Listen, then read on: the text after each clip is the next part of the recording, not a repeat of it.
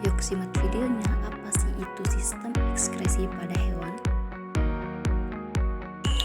Sistem ekskresi pada hewan adalah sistem metabolisme yang berfungsi untuk membuang zat-zat sisa metabolisme pada tubuh yang tidak dibutuhkan dan bersifat racun jika dibiarkan menumpuk. Zat-zat ini dapat berupa amonia, urea, asam urat, karbon dioksida, dan air. Cara dan organ ekskresi pada hewan itu berbeda-beda tergantung pada jenis dan habitatnya. Sistem ekskresi ini sangat penting bagi kelangsungan hidup hewan karena dapat menjaga keseimbangan cairan dan ion tubuh atau homeostatis pada hewan serta mencegah penumpukan racun.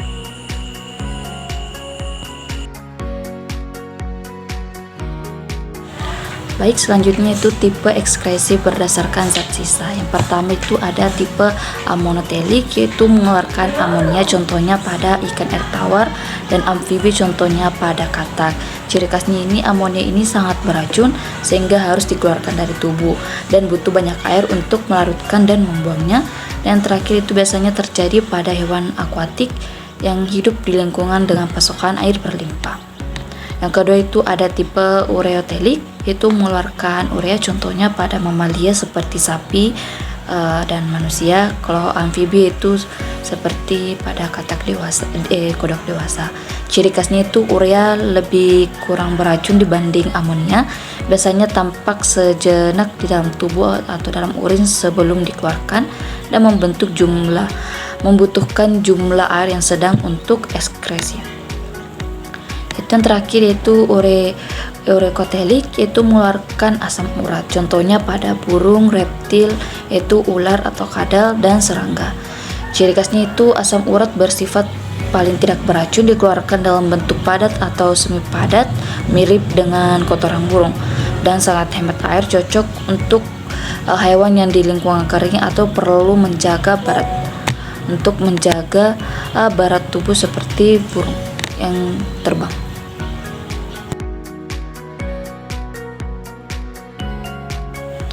Nah, selanjutnya itu organ-organ ekskretori.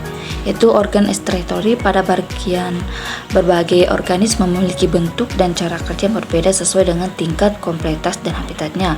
Itu yang pertama, pada protozoa organ ekskresinya berupa vakuola kontraktil yang berfungsi untuk mengeluarkan kelebihan air dan limbah metabolik. Organ ini sangat penting bagi protozoa yang hidup di lingkungan air tawar tidak memiliki lisis akibat tekanan osmotik. Pada filum Platyhelminthes seperti cacing pipi, ekskresi dilakukan oleh sel api atau filament sel yang mengeluarkan amonia sebagai limbah nitrogen utama. Sementara itu pada serangga sistem ekskresi dilakukan pada tubulus Malpighi. Organ ini menyaring hemolimfa dan membuang asam urat sebagai bentuk limbah nitrogen yang hemat air, yang sangat sesuai dengan kehidupan di darat. Pada Annelida sendiri seperti cacing tanah, ekskresi dilakukan oleh organ yang disebut dengan nefrida. Jadi nefrida ini menyaring cairan tubuh dan membuang limbah berupa urea dan air, dan perbedaan-perbedaan ini menunjukkan bagaimana sistem ekskresi telah berkembang secara adaptif pada berbagai.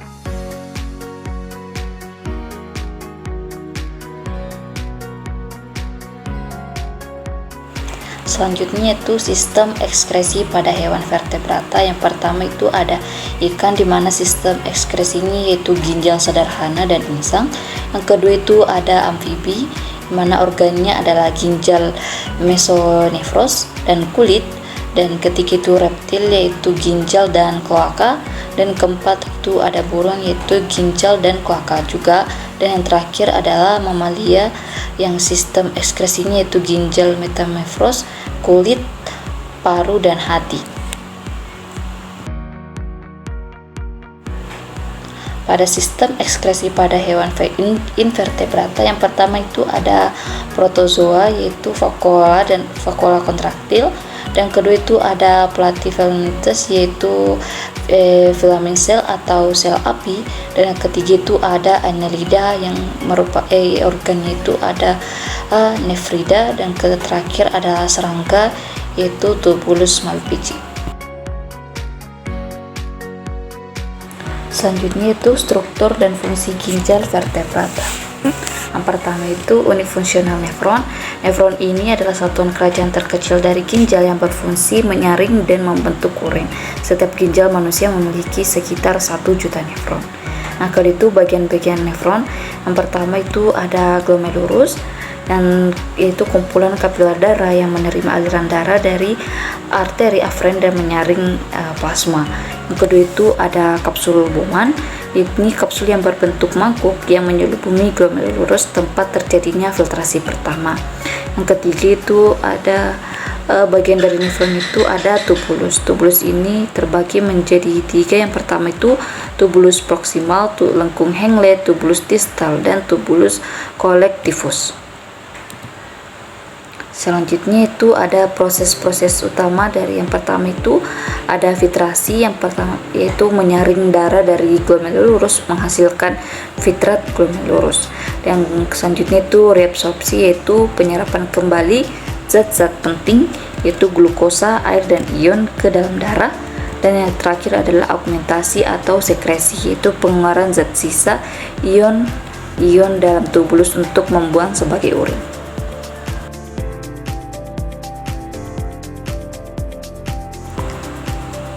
Selanjutnya itu osmoregulasi dan hormon. Itu osmoregulasi adalah proses pengaturan keseimbangan air dan ion seperti natrium, kalium, dan klorida dalam tubuh hewan. Tujuan utamanya adalah menjaga homeostatis, yaitu kondisi internal yang stabil meskipun lingkungan berubah. Yang pertama itu hormon yang terlibat, atau yang pertama itu ada ADH. Itu diproduksi oleh hipotalamus, disekresikan oleh kelenjar pituitari belakang itu posterior. Itu berfungsi meningkatkan reabsorpsi air di tubulus collectivus nefron dan mengurangi volume urin dan menghasilkan urin yang lebih pekat, dan diefektifkannya ketika tubuh kekurangan air atau darah yang terlalu pekat. Selanjutnya itu ada aldosteron, diproduksi oleh korteks darah bagian luar kelenjar adrenal, itu berfungsi meningkatkan reabsorpsi ion natrium di tubulus distal, dan retensi NA+ akan menarik air masuk ke dalam darah atau osmosis meningkatkan tekanan darah. Yang terakhir itu juga membantu mengeluarkan kalium dari tubuh.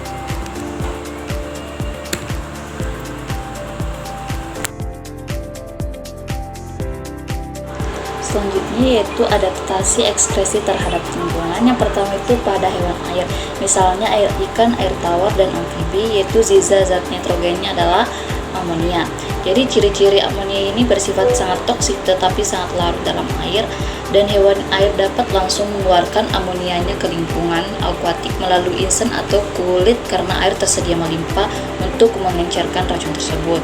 Jadi keuntungannya itu tidak memerlukan energi tambahan untuk mengubah amonia menjadi zat lain.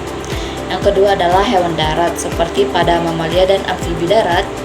Zat sisa nitrogen yang dia keluarkan adalah amonia diubah menjadi urea atau asam urat.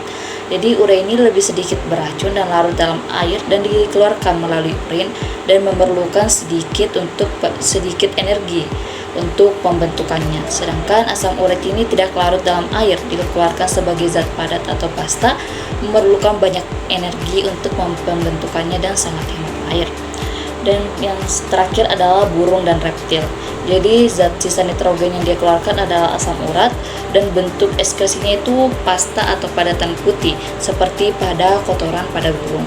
Dan adaptasinya itu menghemat air karena ekskresi tidak mengandung banyak cairan. Contohnya pada burung yang mengandung endapan putih adalah kristal asam urat.